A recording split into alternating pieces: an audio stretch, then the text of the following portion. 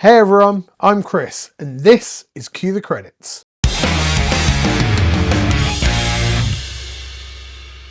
Welcome back to Cue the Credits, the home of everything boutique Blu-rays, physical media, and the art of collecting. In today's episode, we are talking, and I know that we're at the end of January and you probably should have seen this video a few weeks ago. We are talking my best releases from 2025, and there's a few bad ones in there as well. And you're probably thinking, Chris, shouldn't this be like a 5 best, 5 worst and all of that?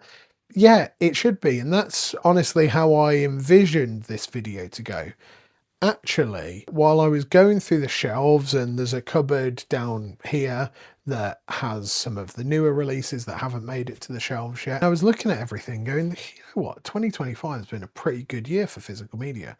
And then I rethought about it and went, you know what, I probably shouldn't have that many worst ones anyway, because why have I bought them if they were bad releases? But sometimes you do get stuck with them, sometimes you get some stinkers from labels, and sometimes you buy something because you do really want that specific film in that specific format, and it just bums you out. So those are kind of where the disappointments are on this video. So I won't keep you for any longer. Let's get into my best picks. First off is my most surprising pick. And I've been going around in my head a little bit with this one going, is it that or is it something else? And no, actually, I think this fits really, really well with my most surprising best pick of 2025. And that is from Second Sight Films, Possession.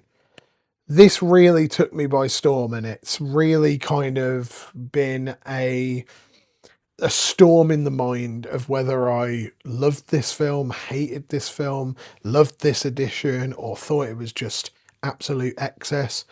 And quite honestly, I need to rewatch it again, as I said in my previous video, but this release is just everything that you would want for this type of film.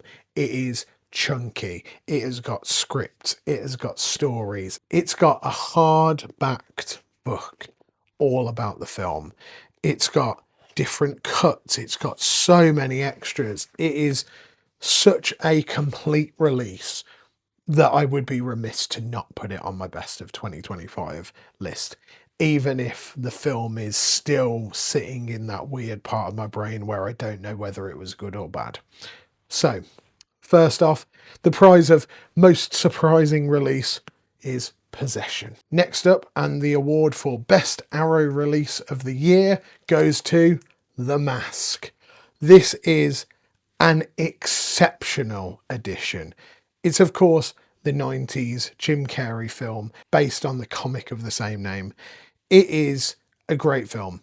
Personal childhood nostalgia aside, it's just a fun flick with weird loads of in-jokes, and it's just a good time. But what Arrow have done on this, picture, sound, extras, little bits that you get inside, makes this my best of 2025 from Arrow Video. I have done a full video on this if you want to hear a bit more of a deep dive on it. And I think pretty much everything in this list I've done a full video on, so I'll link them in the description below, but go and check out the channel if you want to hear like full thoughts, full unboxings of this. But Arrow of 2025 goes to The Mask. Next up is my Steelbook release of the year, and I couldn't pick just one. There is, well, I've said this many times, I'm not buying more Steelbooks, and then I do buy more Steelbooks, and it's a vicious cycle. So I thought I may as well put in a Steelbook category of the year. And then I looked at them and I had to pick two. So first up is Tron Legacy. It's a 4K limited edition Steelbook from Disney. It is an absolutely gorgeous release. It is probably my favorite Tron film. Now there's three. Yeah, you know what, it is my favorite Tron film, let's be honest.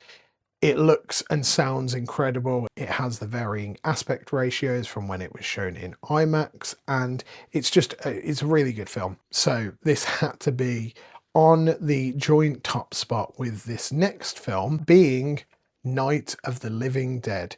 This is the Tom Savini 90s remake of the George Romero classic. And this is on here for a couple of reasons. First off, it's a gorgeous looking steelbook. Secondly, the transfer on this is absolutely immaculate. It's the first time that it's been on anything more than a DVD in the UK, and being able to see it in such beautiful quality, and it's been expertly restored and remastered, it is well worth having this top spot. Plus, look how cool like this looks, and they've done a little spot gloss on the eyes and stuff. It's just a rad looking steelbook, right? And something that we haven't really been getting with Sony steelbooks, we've actually got inserts.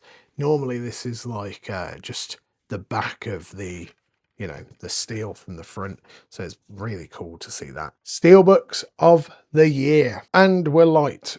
Sorry, it is just the afternoon in England in January. So it went really, really dark while I was filming that steelbook bit. So now you've got me in like super brightness and just big light energy. On to the next category, which is going to be like my most weird, really, I don't know how to put it. Basically, these are two films I really liked from this distributor, so I'm going to show them off to you. First off, we have got a release that I keep thinking that I'm going to drop whenever I pick it up, and that is Dogma with the slidiest slipcover known to man. See, I nearly dropped it then. This is the release, I need to stop doing that.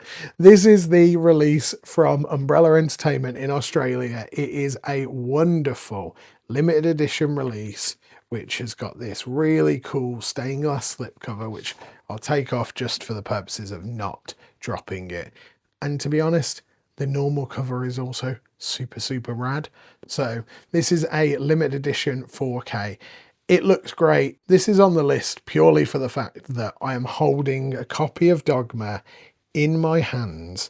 It's in 4K, and I finally get to have one of my favourite Kevin Smith films physically in the collection. It's just, yeah, it's a great time for pretty much for that reason alone. Yes, the transfer looks good. Yes, the sound's good, but like extras and like the booklets and the art cards, it's great. Dogma. Next up, and it's another release from Umbrella, and the keen eyes around you may have been able to figure out what this one is, and it is Black Sheep. This was nearly my release of 2025 for a couple of reasons. Look at it being the first reason. Second reason, look at it being the third reason, look at it.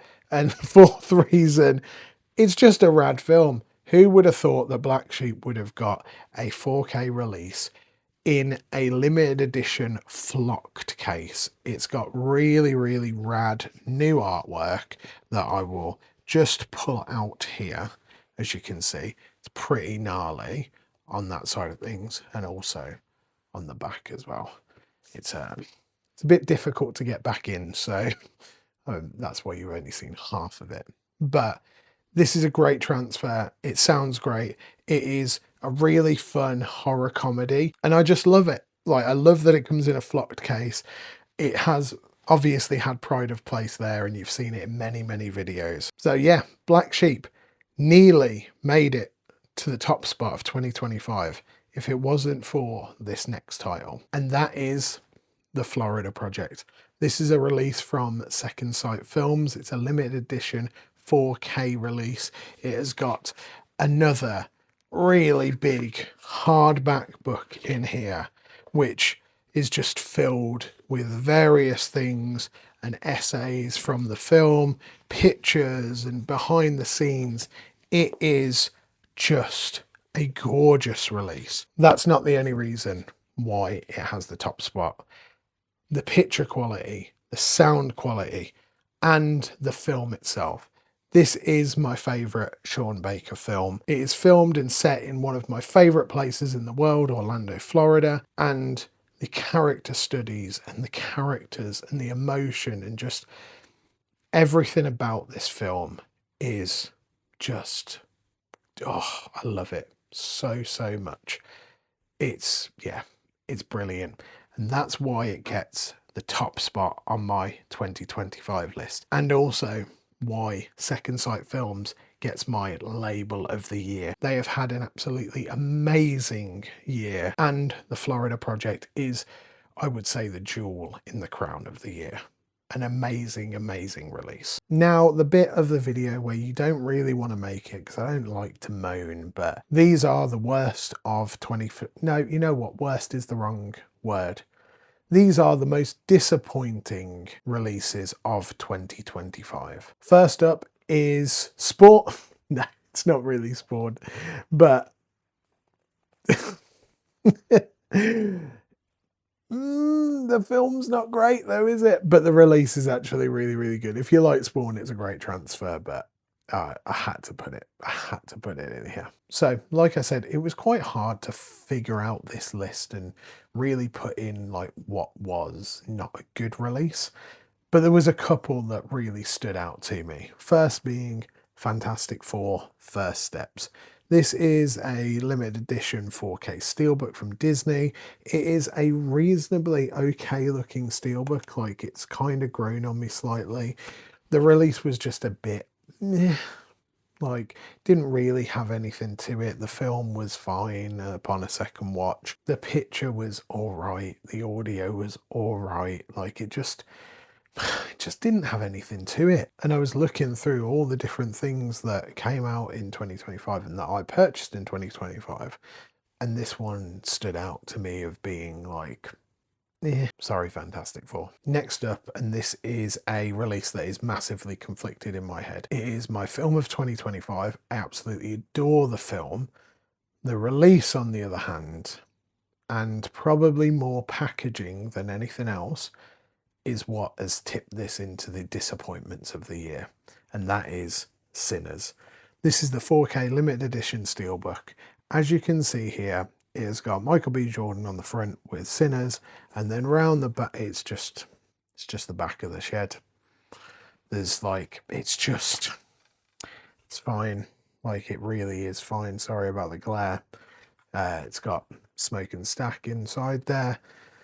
There's a couple of bits on the actual release that could have been a bit better. It does have varying aspect ratio, though it is a cut varying aspect ratio. It is not like what they did in IMAX where the screen expands. It would have been nice to see that on this release rather than just cut into the different aspect ratios, because it is so letterboxed that when it does go from like pretty much full screen to the letterbox, it's quite like, whoa. I think opening up the picture would have been a better way to do it.